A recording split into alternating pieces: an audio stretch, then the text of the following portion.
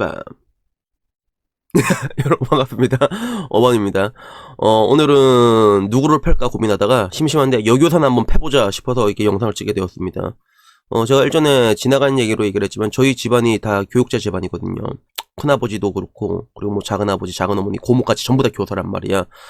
그러다 보니까 제가 이쪽 바닥에 생리에 대해서 조금 더 잘 알고 있고 그래서 이게 열심히 잘 팔 수 있지 않을까라고 생각을 하는데, 근데 사실 뭐라고 해야 될까, 결론부터 얘기하자면 내가 뭐 판다고 얘기는 했는데 우리가 일반적으로 뭐 여교사들 생각하면 떠오르는 이미지 뭐 되게 콧대가 굉장히 높다, 눈 엄청 높다 그러잖아. 근데 이건 사실이야. 이건 사실인데 근데 그래도 문제가 없는 게 여교사는 분명히 잘난 직업이거든. 그래서 이게 얼만큼 잘났는지에 대해서 일단 설명을 들어가자면, 일단 첫 번째, 일반 공무원과 교사의 차이점이에요. 교사는 임용고시를 통과하게 되면 9호봉부터 시작하거든. 남자는 11호봉부터 시작하고 11호봉부터 군대 다녀오니까.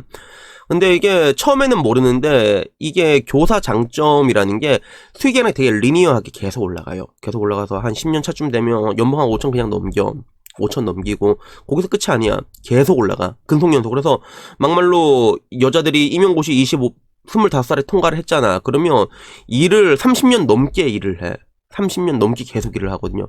연봉이 계속 올라가요. 그래서 이게 또 되게 웃긴 게, 내가 작은놈한테 얘기를 들어보니까 이게 보통 그런 게 있잖아. 직급이 올라가면 연봉이 빡 올라가는 게 있잖아, 보통 회사권에서는. 근데 이게 교사는 또 그런 것도 없대. 뭐 교감 된다고 연봉 빡 올라간 거 없고 그냥 조금 올라가네. 조금 올라가고 그냥 오래 일하는 놈이 장땡이라고 하는 거야. 교사는 무조건. 그러니까 이게 쭉쭉쭉 올라가서 나중에 늙을 때쯤 되잖아. 퇴직할 때쯤 되면 거의 한 600씩 받는다고 보면 돼요. 한 60살쯤 되면 600씩 받고. 근데 여기서 끝이 아니야. 여기 끝나고 나면 뭐가 있지? 연금이 기다리고 있단 말이야. 연금 되게 좋거든. 그래서 연금이 언제까지 나와? 요단강 건너갈 때까지 계속 나온단 말이야. 물가 상승률을 반영해가지고 따박따박 나오거든. 그래서 우리 큰아버지가 연금 한 얼마씩 받나더라. 거의 뭐 300 중반대로 받는 걸로 내가 알고 있단 말이야. 근데 그게 계속 올라가니까. 그래서 돌아가실 때까지 이제 요단강 건너갈 때까지 계속 나오니까 이것만 놓고 봤을 때 이거는 진짜 어메이징한 거거든요. 사실 어메이징한 거란 말이야. 특히나 자본사회에서. 그러니까 일반적으로 뭐 여교사들이 이게 눈이 높다라는 그런 것들은 사실이고 눈이 높을 수밖에 없단 말이야, 그게. 그래서 우리가 구전되어 오는 얘기로 들으면 여교사들은 자기들이 뭐 의사, 변호사랑 동급인 줄 안다 이렇게 얘기를 하는데 뭐 그런 것까지는 아니고, 근데 다만 하나 확실한 건 제가 아까 말한 것처럼 25살에 임고를 통과를 했어. 임고를 통과했는데 근데 이제 이때부터 이제 결혼식에 딱 뛰어들잖아. 근데 여자가 왁구까지 좋아. 그러면 의사, 변호사 진짜 노릴 수 있다니까. 뭐 상황이 이러다 보니까 그 여교사 입장에서는 대기업 다녀도 자기보다 이제 무조건 낮은 하층민으로 볼 수밖에 없는 그런 것들이 있죠. 아무래도 뭐 정년이 지켜지고 안 지켜지고 차이는 엄청 크거든. 그래도 뭐 모든 업종이 다 그렇진 않겠지만 저희 증권 쪽에서는 사람들이 임원을 좀 안 달려고 하는 사람들 좀 많이 봤단 말이야. 우리 전전지점장이 그랬거든. 그게 그 임원을 달게 되면 왜 안 달려고 하면 그게 임시직으로 전환이 돼요. 그래서 언제 나가를 당할 수가 있단 말이야. 그래서 가장 이상적인 게 지점장 밟으면 요거 정년 다 채우고 그 다음에 이제 딱 이제 나가리 될 때 그때 임원 티켓 딱 타는 게 그게 가장 이상적이거든. 그런 식으로 가려고 하니까 그만큼 정년이라는 게 중요한 건데, 방금 말한 대로 이제 여교사 같은 경우는 철밥 그릇이잖아. 그리고 이제 방학도 있고 얼마나 좋아. 그래서 이게 의사, 변호사랑도 이게 니즈가 조금 잘 맞을 수밖에 없는 게, 일반적으로 보면 여자들 입장에서는 내가 자본사회에서 충분히 훌륭한 노예다 보니까 나보다 더 나은 노예를 찾는 건 당연한 여자의 본능인 거고, 남자들의 입장에서도 사실 뭐 맞벌이를 선호하긴 선호를 하는데 여교사가 서포트해주기 되게 좋고 서포트하면서 맞벌이하기 되게 좋단 말이야. 서로 간의 니즈가 좀 잘 맞을 수밖에 없거든요, 그게. 그래서 방금 말한 것처럼 여자가 되게 젊은 나이에 임고 통과하고 뛰어들잖아. 그러면 근데 왁구 좋으면 실제로 그렇게 된다니까. 그래서 뭐 전부 다는 아니지만 그렇게 된단 말이야. 그래서 그런 것들이 있어가지고 아무래도 여교사 같은 경우는 분명히 뭔가 인기도 분명히 있고 그리고 자본사회에 되게 훌륭하고 그러다 보니까 눈이 높아도 돼. 콧대가 높아도 돼. 근데 다만 내가 봤을 때는 뭐가 조금 문제냐면 약간 좀 현실 감각이 좀 떨어져 있는 사람들이 되게 많아요. 현실 감각이. 여기서 말하는 현실 감각이 없다는 건 어떤 뜻이냐면, 일반적으로 남자들이 좀 많이 하는 실수 중에 하나가 뭔가 학창 시절에 되게 인기 없는 그래 찐따가 있다고 치자. 찐따 A가 있다고 치자. 이 찐따 A가 공부를 열심히 했어. 열심히 해서 뭐 입심양면을 하든 아니면 뭐 이제 7급 시험을 붙든 대기업을 들어가든 어떻게든 뭐 성공을 했다고 치자. 근데 이 찐따들이 뭔가 이런 걸 통과하고 나면 그 뒤에 나머지 모든 것들이 진짜 하이패스처럼 다 에브리띵 전부 해결될 거라 생각하는데 실제로 그렇지가 않거든. 그래서 대기업을 다니는 찐따는 그냥 찐따보다 나은 거지. 그 대기업이란 게 모든 걸 보여주지 않는단 말이야.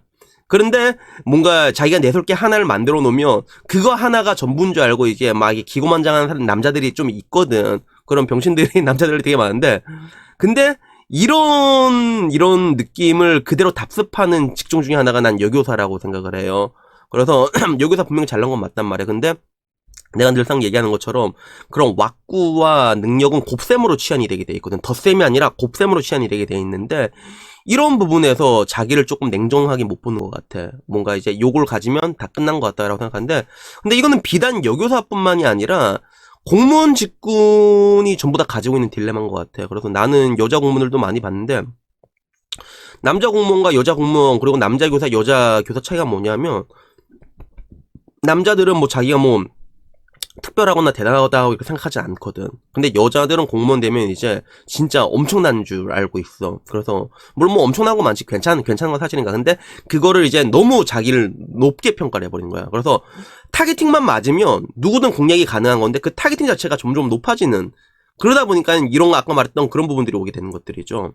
그리고 더더군다나 여기서 이제 한술 더 떠가지고 그런 여교사들의 집단 분위기는 일반 회사랑 확실히 다르거든요.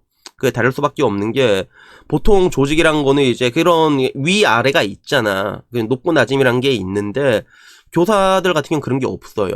그래서 뭐 일반적으로 뭐 교장, 교감 그리고 그 밑에 이제 몇 분 부장님들 빼고는 전부 다 이제 위아더 월드 하는 게 있단 말이야.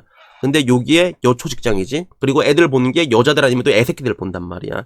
그러다 보니까 뭔가 좀 얘기를 하면서 자기의 그런 현실 감각을 좀 이렇게 바로바로 쟁겨야 되는데 이럴 접점이 잘 없는 것들이지. 이런 게 잘 없는 것들이지. 그러다 보니까 또 고기 한술 더 떠가지고 약간 도시 전설이라고 해야 되나? 분명히 그 집단을 보다 보면 여교사 집단을 보면 시집 잘 간 사람이 분명히 있거든.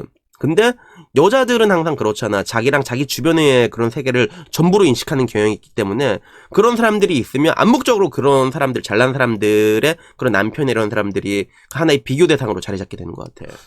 제가 어렸을 때, 초등학교 다닐 때가 30년 전에는 사실 노처녀라는 분들을 찾기가 되게 힘들었어. 근데 그분들이 다 어딨냐면 보통 학교에 다 계셨거든, 그런 분들이. 아직도 신기한 건 어떻게 어떤 선생님이 노처녀인지 그 얘기가 이게 딱 뒤로 돌긴 돌더라고, 그게. 근데 그 당시에는 나도 이게 웅성웅성 거리면서 뒤로 저 선생님 노처녀다라고 얘기를 했는데 지금 와서는 뭐 그런 거에 대해서 별로 얘기하고 싶지는 않아. 뭐 시집을 갔든 안 갔든 뭐 무슨 상관이 있어. 혼자 잘 먹고 잘 사는데 여교사면. 그래서 내 친구 와이프의 베스트 프렌드가 한 명 있었는데 난 걔가 아직도 인상 깊은 게 개띠였거든요. 개띠 나이가 좀 있는데 자기 관리를 엄청나게 해. 그래서 똑같은 나이인데도 이게 내 친구 와이프랑 옆에 같이 나란히 보면 내 친구 와이프보다 한 6살은 어려 보인단 말이야. 근데 걔가 이거 어떻게 술 먹다가 얘기해놨던 게 내가 한 달에 나한테 돈을 얼마 때려박는 줄 아냐고. 피부하고 다 해서 내가 나한테 때려박는 돈만 150개 때려박는데 내가 지금 나이가 들었다고 어설픈 놈한테 도매값에 팔려갈 바야 그냥 혼자 살다 뒤지겠다고 말하는 그 여자가 있었는데 나 이게 진짜 멋있었단 말이야. 락스프레이 존나 충분하잖아. 여교사는 근데 진짜 이게 좋은 것 같아. 근데 이게 눈이 높든 안 높든 간에 그걸 떠나가지고 여교사 최대 메리트가 결국에는 사람의 그런 인생이라는 거는 자기가 뭔가 올라가는 것만큼 선택의 폭이 넓어지거든. 그런 관점에서 여교사도 선택의 폭이 넓어지는 거야. 그러다가 뭔가 사랑이 나오면 그냥 하는 거고, 근데도 뭐 이제 도매값에 팔려갈 바 그냥 안 하고 만다, 뒤지고 만다, 혼자 살다 뒤지지 이렇게 할 수도 있단 말이야. 거기에 대해서 뭐라고 얘기할 수가 없는 것들이거든요. 그래서 뭐 연애라도 뭐 자유롭게 하면 할 수가 있는 건데, 근데 이것도 좀 하나의 딜레마인가? 나는 내 주변에 그래 기호 얘기가 요새 좀 자주 나오는데 얘가 그게 있었어. 인생에 여자가 끊이지 않는 남자들 있잖아. 약간 기호가 그랬거든. 근데 얘가 희한하게 교사를 좀 많이 만났단 말이야. 근데 지금 와서는 교사라면 손사래를 치거든. 그래서 왜 뭐가 문제였는데 라고 얘기를 해보니까 그 교사들 또 직업병 같은 게 분명히 있다고 하더라고. 그래서 그게 뭐였냐면 다들 이제 가르치는 어조로 얘기를 한대. 자기한테 다 자기보다 연하였는데 오빠 그건 아니지 약간 이러면서 애 다루듯이 있잖아.